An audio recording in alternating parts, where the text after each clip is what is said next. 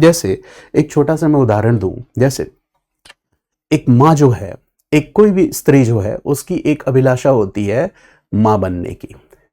तो माँ जब गर्भ धारण करती है तो उसकी कोख में एक बच्चा 9 महीने तक पलता है।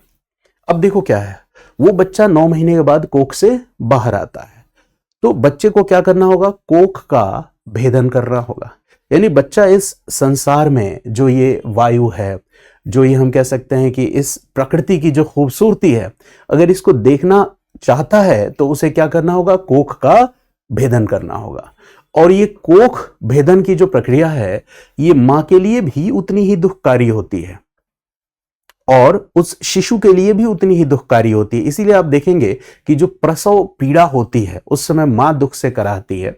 उस प्रसव पीड़ा में कोई भी बच्चा, आप बताइए, क्या हंसते हुए पैदा हुआ है? नहीं, सब लोग रोते हुए पैदा होता है। यानी वो जो गर्भ भेदन की प्रक्रिया है वो शिशु के लिए भी कष्टकारी है।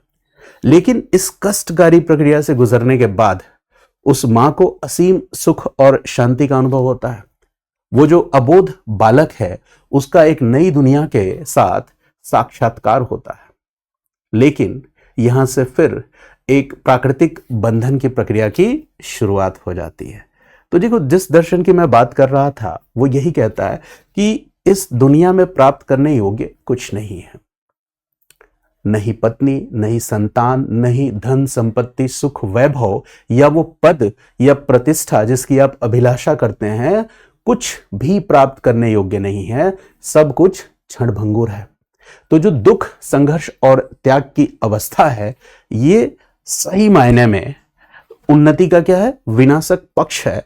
और इसको जब हम स्वीकार करेंगे तो यह हमारे जीवन में सकारात्मक बदलाव ही लेकर आएगा। तो देखिए, अब जो दूसरा इसमें जो पक्ष है